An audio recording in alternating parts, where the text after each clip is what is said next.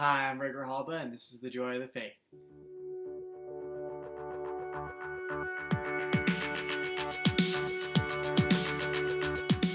In this video, we're talking about how suffering leads to hope.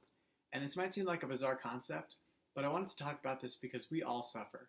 We each have our own tragedies and difficulties, but what's most important is how we bear them. It's so inspiring to see those with physical handicaps persevering with hope and joy. Imagine how amazing the world would be if we all did this. I was thinking about this because I heard a talk by Dr. Scott Hahn, the man that's brought me closer to Jesus than anyone else except for Fulton Sheen. And it was on this website called Formed, which is the best Christian resource available online. I'll provide a link in the description below. And in this talk, he said how suffering leads to endurance, and endurance leads to hope. And immediately I thought about exercise. I try to work out a few times a week, and I was thinking back to when I first started. I was trying to be ambitious and saw all these records, and I was like, I'm going to do a 1.5 minute plank. So sure enough, I get into the position, I set my watch, and I'm holding it, and I was like, it's only been 30 seconds, I still have a full minute to go, And a few seconds later, I just collapsed. I didn't have the hope or endurance to do it. And a few weeks went on, and I was getting better and better, and I was finally able to do it. And paralleling this to what I said before is, I realized that I didn't have the hope because I didn't have the endurance because I hadn't suffered.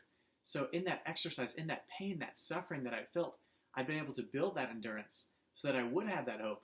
So a few weeks later, when I was at 45 seconds, I'm still only halfway, but I was like, I have the hope, I could do it, And I think that's so important for us as Christians to know that we can do this. We need to persevere and do it for the glory of God. And I wanted to go to the Bible verse that Dr. Hahn was referencing, Romans 5, 3-5, where it says, we rejoice in our sufferings, knowing that suffering produces endurance, and endurance produces character, and character produces hope. And hope does not disappoint us. How beautiful to have this guidance from Scripture. And I know you might be wondering, well, you're giving me an example of working out. My life is a lot worse than just a workout, and I agree. So I wanted to give you a Christian that lived this to the T.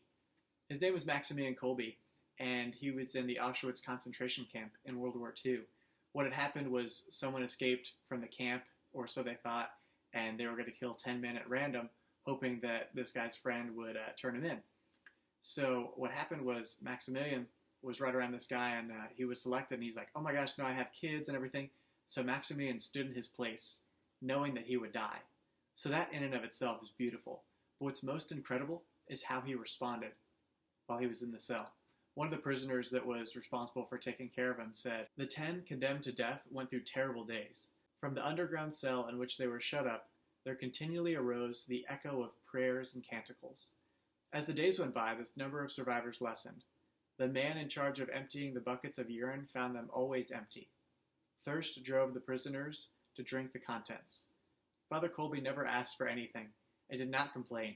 He encouraged the others, saying that the fugitive might be found and that they would all be freed.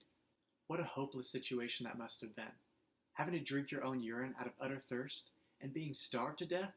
Yet they had so much hope and peace that constantly echoes of prayers and canticles were being heard from their cell. That is amazing. How were they able to do that? By the witness of Maximilian Kolbe. And he didn't just turn a switch on when he got to the cell. He'd spent years building that endurance through prayer.